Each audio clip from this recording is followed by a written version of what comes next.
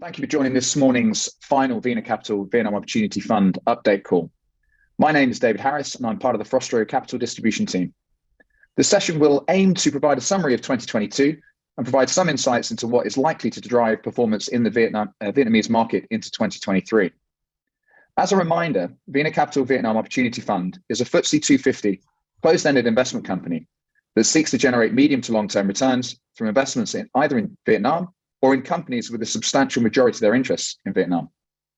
Following the VinaCapital team's update, we will move to a brief Q&A session. I should add that you can ask questions at any time during the presentation using an Ask a Question button at the foot of your page.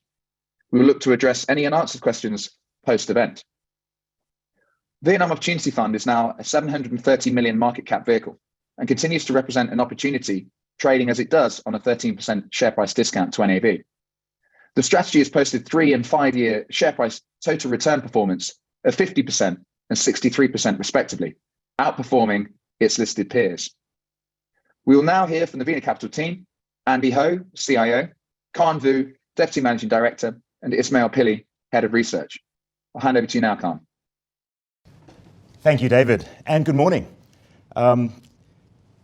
Here we are at the end of 2022, and it's sort of the last webinar we're going to do for this calendar year. Today we want to achieve 3 things in the next 45 minutes or so.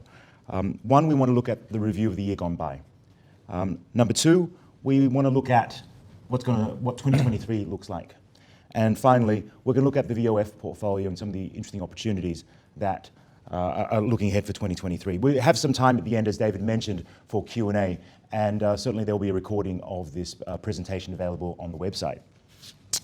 So today I've got Andy and Ismail, and Andy and Ismail, we've heard this many times this year, the saying, may you live in interesting times, right? We started 2022 with this really great expectation that as Vietnam, coming out of COVID, lifting COVID restrictions, there was going to be a recovery, a rebound, and that story seemed to hold for the first quarter. And then we were sucker punched by several global factors, conflict in the Ukraine, rising levels of inflation, the Fed tightening, and then, of course, we've got some domestic factors as well that have impacted the market. And so today, with the first part of this session, I'd like to look at those events, and perhaps you can share some color onto what's been happening. Andy, 2022, can you give a recap of what has happened here in Vietnam? Yeah, I don't think we need to touch upon some of the global factors that you mentioned, but more on the domestic fronts. We did start out the year pretty strong, as you mentioned, but we did hit a bit of a hiccup towards the Q2 timeframe. And it's really around breaches of what we call regulatory breaches. There were a number of cases where people raising bonds and using the proceeds inconsistent with what they were disclosing it as. And there were some groups that were arrested for market manipulations, share price manipulation. Really, these arrests came about because folks broke the rules, broke the law, and the government is pretty serious about that. And by arresting some of these business leaders, of these businesses, it did create a bit of volatility in the market. It created a sense from bondholders that there's some uncertainty, and the channel to raise bond is sort of closed up. And then towards the October timeframe of this year, more in the October timeframe, we had another arrest of a very prominent real estate developer, again for similar reasons, issuing bonds, lots of bonds, and using the proceeds inconsistent with what they disclose in the prospectus. And again, that created a bit of more uncertainty in the market, in the bonds market, as well as the capital market. So as you can imagine, the stock market took a fairly volatile move. The market went down as low as about 30% relative to the beginning of the year.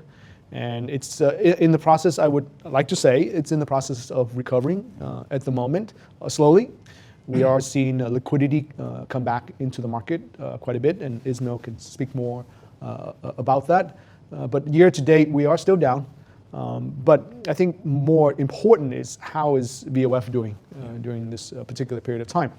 Our strategy, again, as some of you may know, is we choose to invest with private equity terms. We have taken a view that whether we invest in private companies or listed companies, that the future liquidity, the exit event of these companies are fairly challenging. It's not easy to exit in a frontier/emerging market, even if it's a listed company. So our view is that when we enter the investment, it is going to be fairly challenging to exit. As a result, we find it essential that we apply private equity terms to these businesses.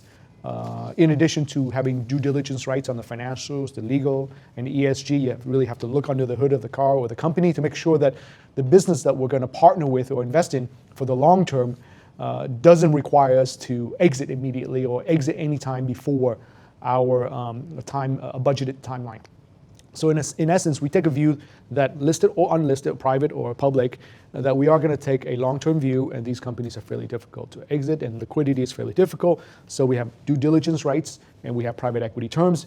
The terms that help us in the exit opportunities in the future is not only a commitment to list the company on the stock market or an IPO, but also a commitment to what we call sell along with us, or what we call the drag along rights. We can ask the sponsor to sell with us a controlling stake to a strategic, and oftentimes we can command a premium for a controlling stake to sell to a strategic.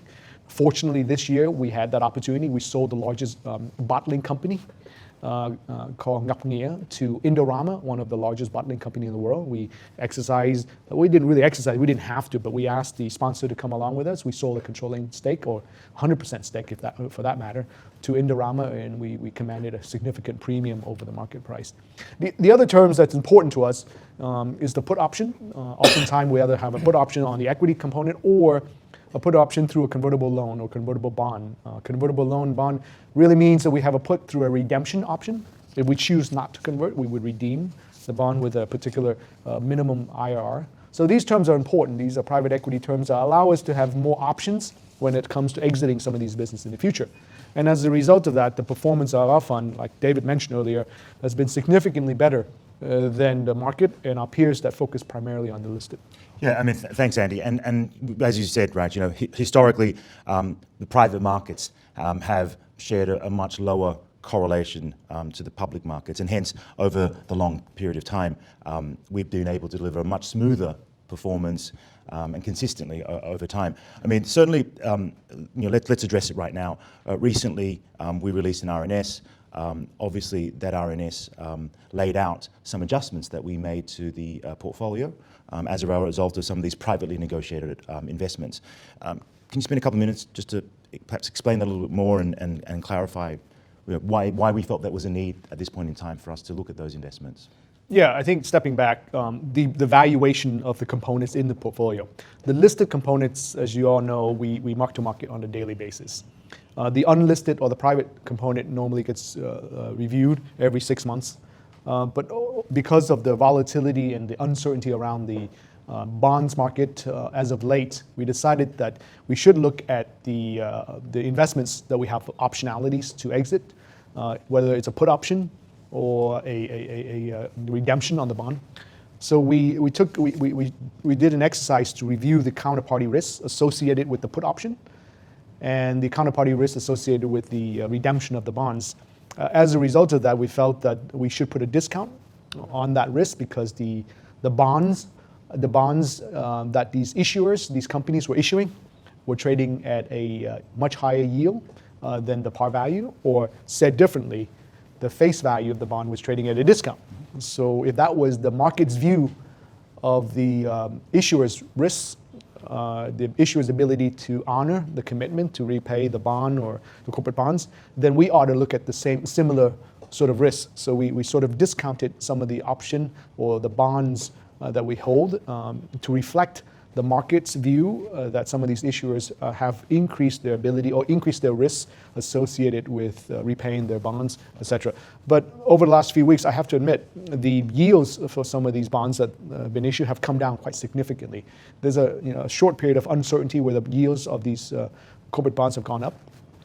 But over the last couple of weeks, they've come down significantly, and so that would sort of have an effect on how we value the counterparty or the discounts associated with the counterparty for the bonds or the corporate debts that we have, or the options that we have as well. So as I said, you mentioned at the start here, I mean, there's been a lot of volatility that was triggered by the investigations into some of these bond issuances and into the real estate sector, and we have taken, I guess, a prudent approach to look at the portfolio.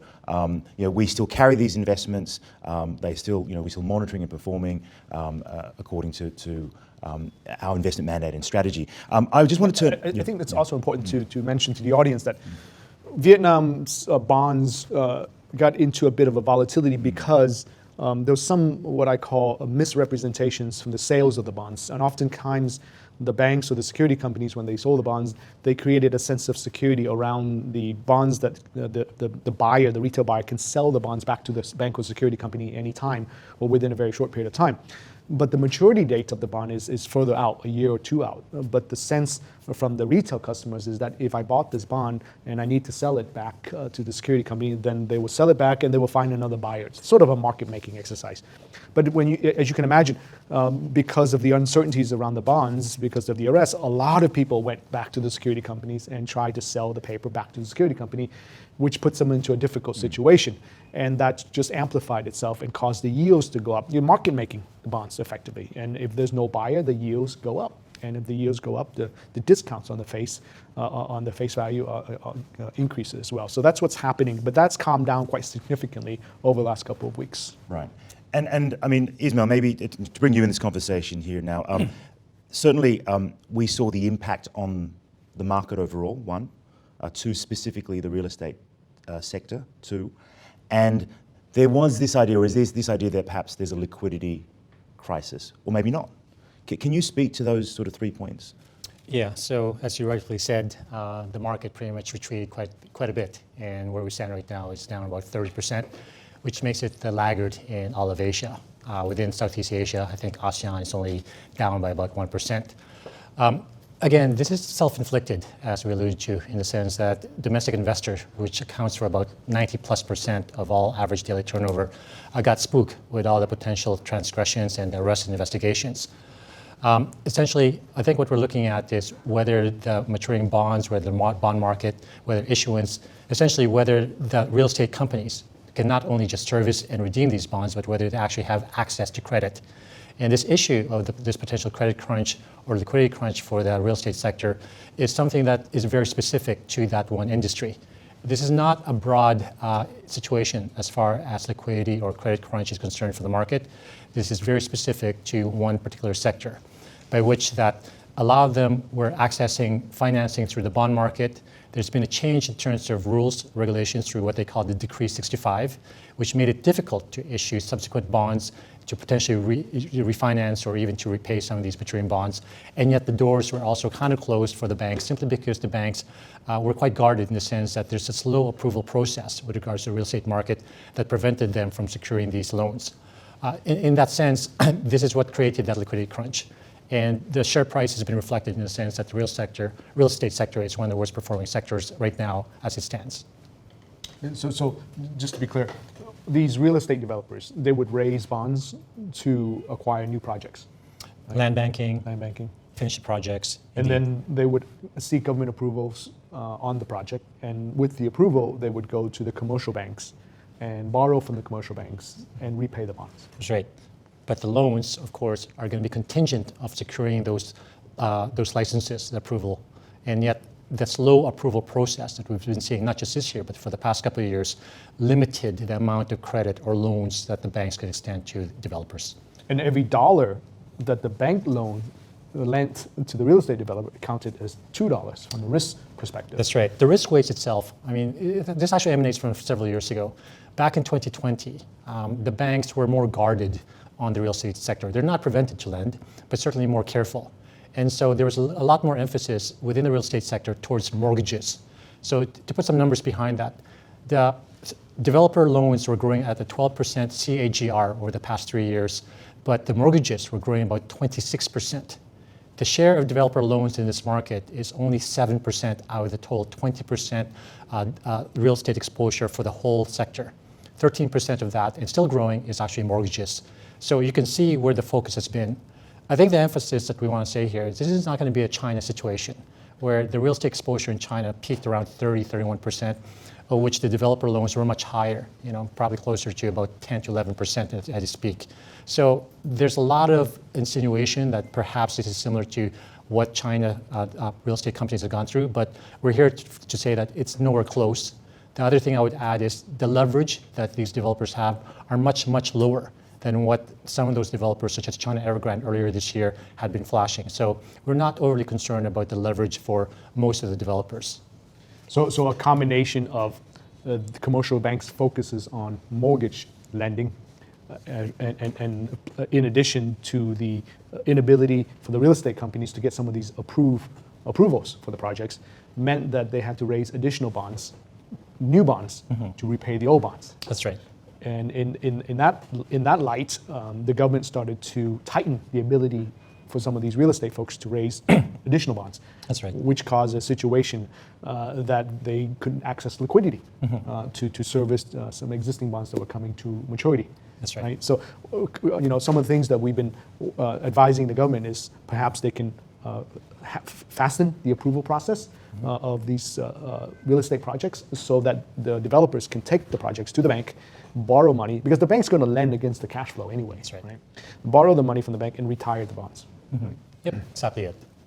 I mean, beyond the real estate developers, are we seeing tightening credit conditions on other sectors, Ismail, or is it simply just really trying to address a problem with the real estate? Yeah, the other sectors have no issues with regards to accessing credit.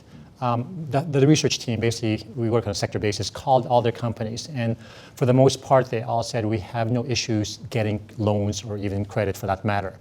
Interest rates have, of course, increased. As an example, we were just talking about mortgages. At the start of the year, the mortgages were around 9 to 11%. As it stands now, it's roughly about 14 to 16%. If you want to pay that rate, it's there for you to get. As far as liquidity is concerned, there is no crunch. And in fact, one of the most watched measures here is the credit quota. The credit quota right now is on track to grow by about 15.5%, maybe 16% even. At the start of the year, we're looking at only about 13.5% to 14%. So there's actually a lot more credit, a lot more liquidity going through. So it's a far cry to suggest that there's a credit crunch in this country. And then, we're jumping the gun a little bit looking at 2023, but while on that point, what does it look like in 2023? I mean, do you see similar accommodative, credit quota, the state willing to lend or allow banks to lend? Yeah, indications right now, we just went and saw a bunch of banks last week, is that it's going to be anywhere from 14 to 15% again. And this goes back to what we've been saying for, I guess, a long time now, that it's controlled growth as far as the economy, which they do through the credit quota. You are going to see a predictable 6 to 7% GDP growth in Vietnam for years to come, simply because the central bank has said the loans or the credit is going to be paced between 14 to 16%. They've learned their lesson, not just historically for themselves, but what they've seen elsewhere, from China to Thailand to Argentina to Mexico. If you're going to grow your loans 25 to 30% plus, yes, you can get 16% type GDP growth, teens numbers. But you also come with a risk. The minute you come off those hefty numbers, the NPLs are just around the corner chasing you, and they'll come back to bite you. And this way, the central bank has seen in their wisdom that if we can control credit growth within a manageable 14 to 15% and accept a 6 to 7% GDP growth, then I think that's fine. The so-called analogy, slow and steady wins the race, and I think that's a tack that they are taking. Great.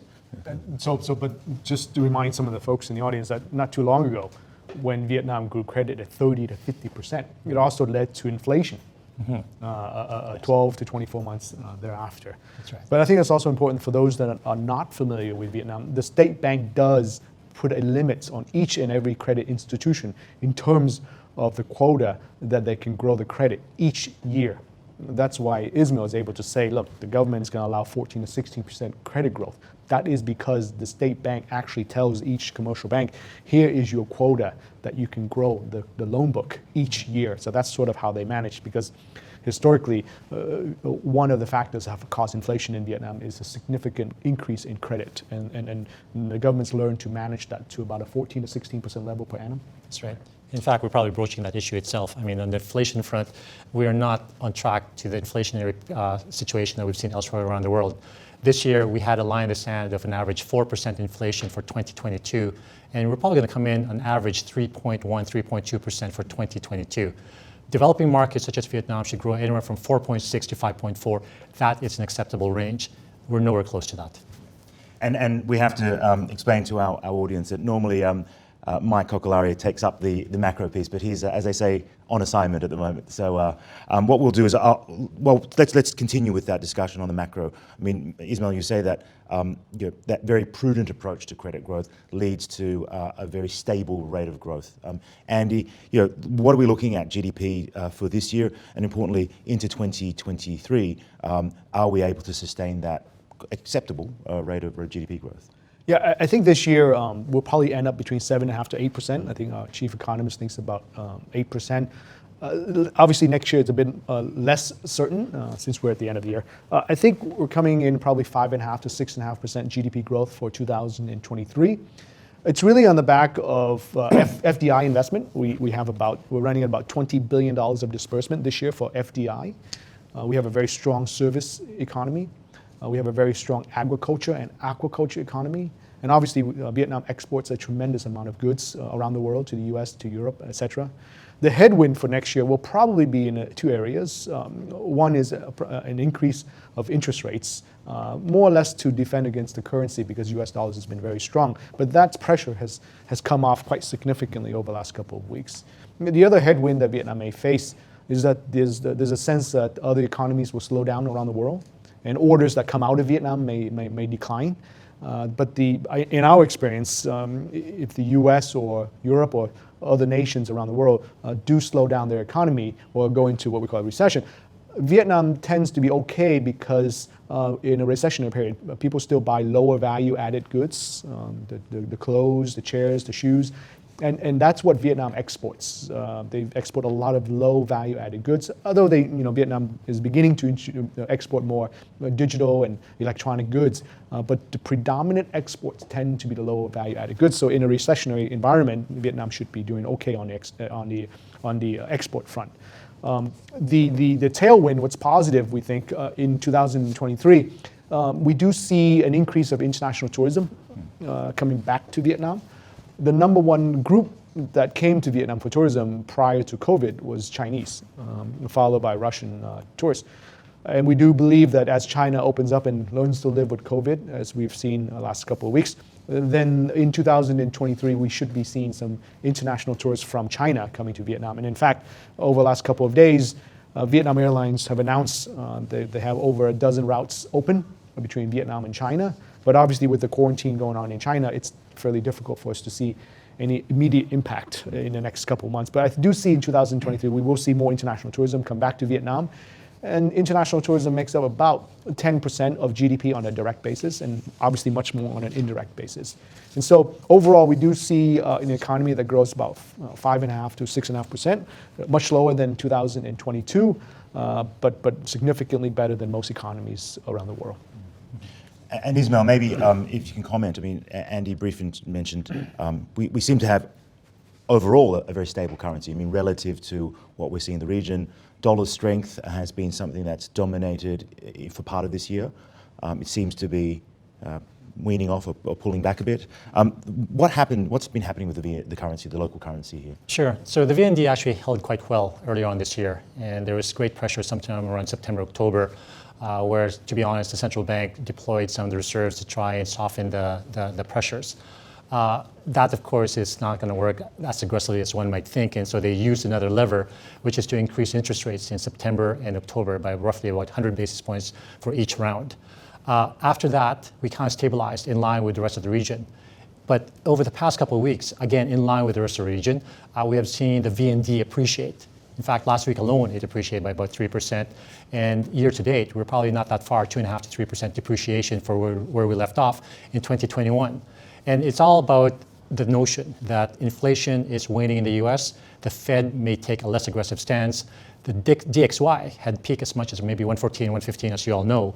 But at the start of the year, it was starting at 95. So, even though the Asian currencies are not a big component necessarily of the DXY, it does have had that influence. So the appreciation that the VND has had is pretty much in line with what we see elsewhere in the region, especially on the back of the Chinese yuan, again, appreciating against the US dollar.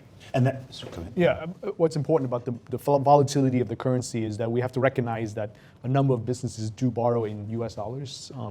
And the fact that there's a very short period of volatility where the VND lost its value, but then regained it, really meant over the last 1 or 2 months, the loss and obviously gain have sort of smoothed out the effect of FX in some of these businesses, and on our NAV as well. We invest in local currency, in VND.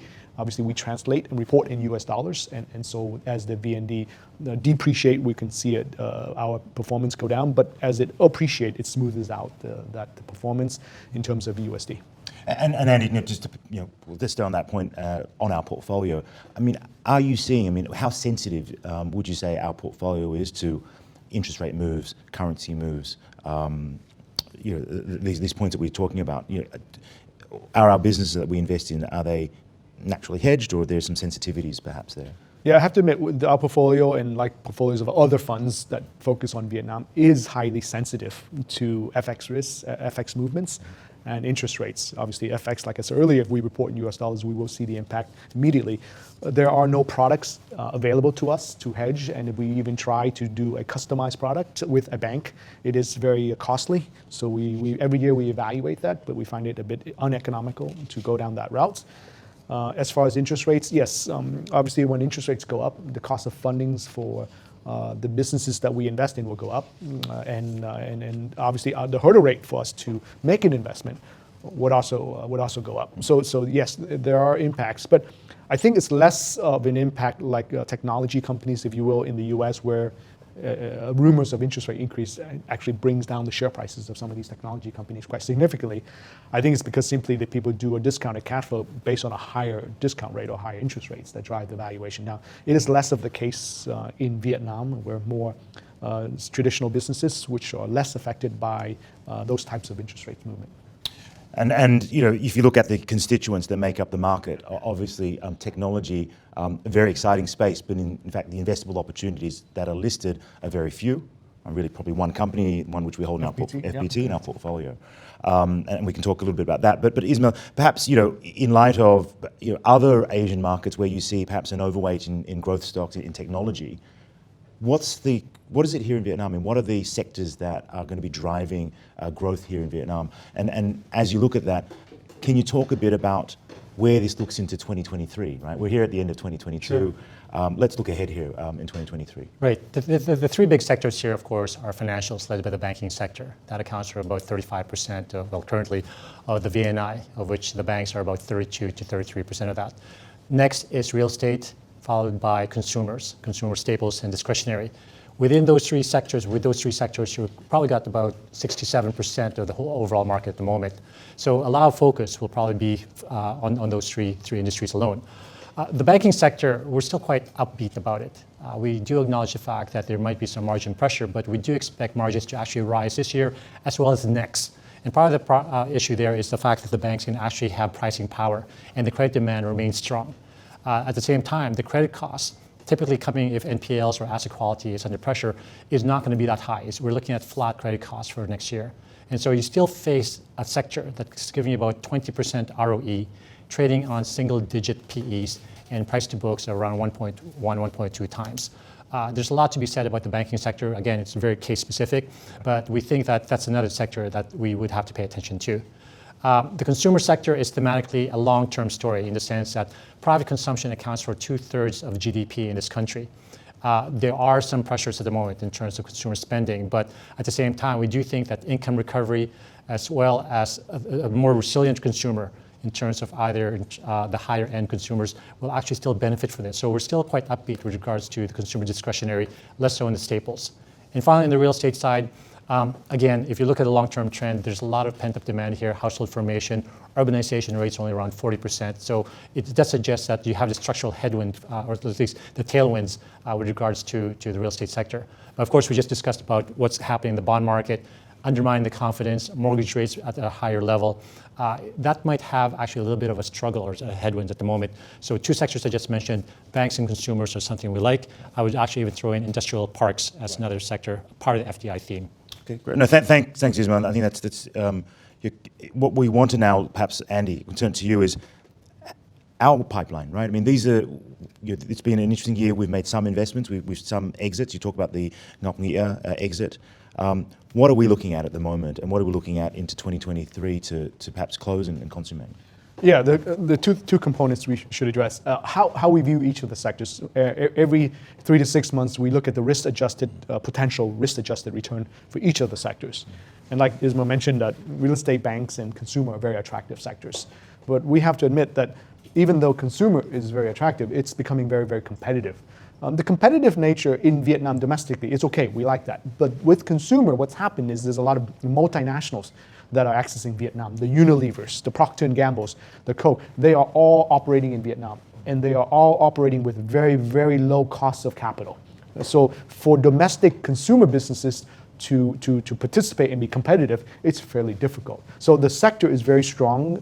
The wealth of the individual is getting higher and higher, and they're going to spend money on the consumer story. But unfortunately, it is a very competitive environment. But if we step back, we review the VOF's exposure to various sectors periodically, like I said, and we look at the next 3 years, what's the potential return relative to the risk that each of the sector has. And at the moment, we do like a couple of areas that we don't have a whole lot of exposure to. One is media. So in a pipeline, we're looking at a couple of media infrastructure company, not the content provision itself, but the infrastructure around media provision. And we also like logistics. We don't have a whole lot of logistic assets in our portfolio. We have real estate, we have banks, we have some consumer, but we don't have a whole lot of logistics. And that's on the back of the higher level of interest in Vietnam to produce goods, to multinationals, even Chinese companies diversifying themselves away from manufacturing in China into Vietnam. And as a result of that, the logistics, industrial parks, movements, transport space is becoming a lot more attractive. And I think it'll stay attractive for the next 3 to 5 years at minimum. And so those are the areas that we have a laser focus on at the moment. We are very conscious that there are market volatility in the market, FX for example, interest rates. And so we're very diligent about how we approach the investments in the next 3 to 6 months. And we're fully invested. We're keeping cash at a minimum level as well. And Andy, those two sectors that you look at, I mean, they are quite closely connected to those sectors that Ismail talks about. But again, they're underrepresented on the public market, yes. And hence our strategy of looking at private opportunities, privately negotiated opportunities, that allows us to uncover these opportunities. Right? And with regards to these opportunities, are you still able to command those privately negotiated terms? Yes, I mean, terms is a very broad word. Sure. We do have terms such as performance commitment, put options with collaterals around the put options. We have due diligence rights. We participate at the board level. But in terms of valuation, I have to admit, it's quite competitive. We're not getting a huge discount, but the business is growing. We're looking at this, for example, the media infrastructure businesses. We expect it to grow 30 to 40% per annum over the next 3 to 5 years. Why? It's on the back of the consumer story. So the consumer space is competitive. Therefore, people are going to advertise quite significantly to push the finished goods and services to the consumer. Right? So that's why we think the infrastructure space for media is very attractive.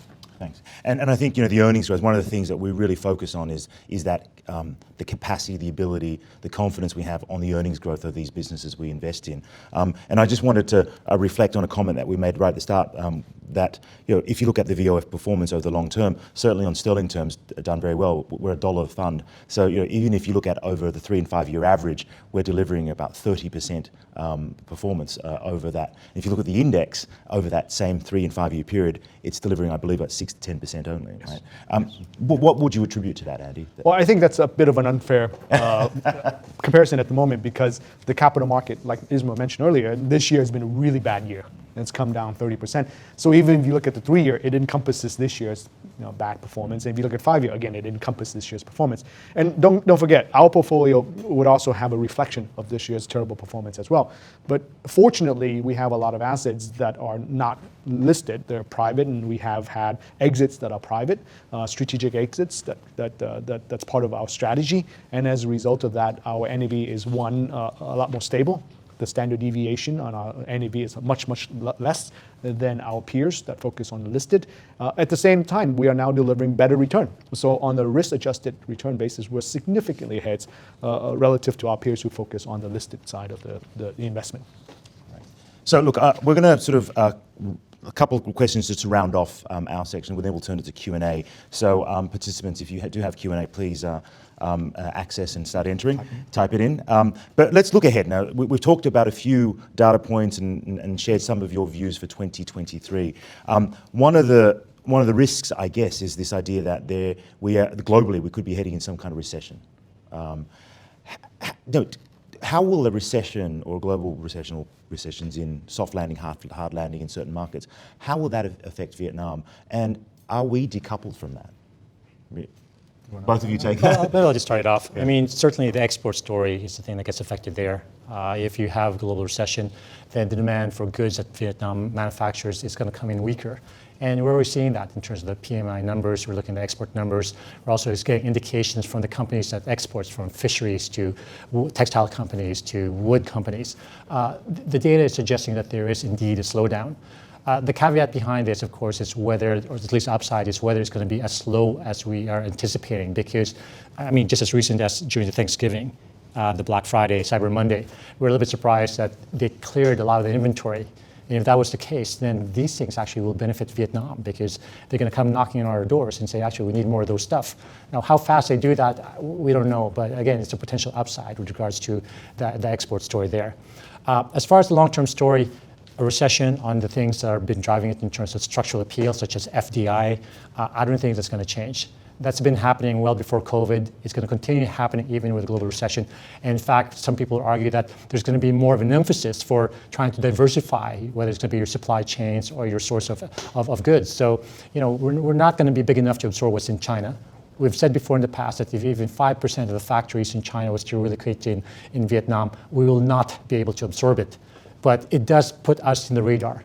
And ergo, the demand for certain industries, such as industrial estates, industrial parks, logistics, will continue to be strong. So I think it does have some benefits behind it, aside from, of course, a typical headwind that you experience elsewhere. So I think during this period of COVID over the last few years, China's been practicing a zero COVID strategy. It hasn't had a huge impact in Vietnam at all. In fact, if anything, Vietnam sort of benefit from that, because a lot of the manufacturing businesses start to diversify away from China. So in addition to the US-China trade war that started out before COVID, and then you enter a situation where China practices a zero COVID strategy, it forced a lot of multinationals to diversify their manufacturing away from China and have more factories in Vietnam. So Vietnam's sort of benefiting from that zero COVID strategy. But now that China is learning to live with COVID, things are going to change. I think for now, I don't think it's going to be a material change to the economy of Vietnam. If anything, we would expect to see tourism from China to come to Vietnam. But other than that, we don't see a material impact on the activities, whether we import goods from China and export it abroad, or we export goods and foods and foodstuff to China. We don't think it's going to be a major impact at all. And so on that point, you mentioned about GDP next year, 5 to 6%. I think what Mike is pegging. Inflation seems to once again be under control, right, in Vietnam. This year we're looking at inflation probably below the government's 4% target. It's probably going to be between 3 to 3.3%. Currencies really, come back. It's potentially appreciating slightly for the next year. Interest rates. I mean, we saw some increases in the state bank, increasing the central bank rates recently. What's the outlook, Ismail, for 2023? For interest rates, let me go backwards. Central bank policies around the world will probably put less pressure for the central bank here to increase the rates accordingly also. As I mentioned, part of the reason as to why interest rates went up was actually because of the VND depreciation. But as Khan was suggesting. We are actually looking at flat to maybe even a slight appreciation for the VND for 2023. And so the reason why interest rates went up actually is not going to be there. So in some sense, you can suggest there could just be minimal 50 basis points, if at all, increases for interest rates this year. And as I mentioned, the VND itself flat to 1% appreciation. And for the inflation, the central bank, the government is now looking at an average of about 4.5% for 2023. Again, well within the 4.6 to 5.4% range, typical of emerging economies such as Vietnam. Thank you. Well, thank you to the team out in Vietnam. And should any of the investors online have any further questions for Khan, Andy, or Ismail, please email distribution@frostrow.com and we will endeavour to get back to you. Thank you again. Have a good Christmas and New Year.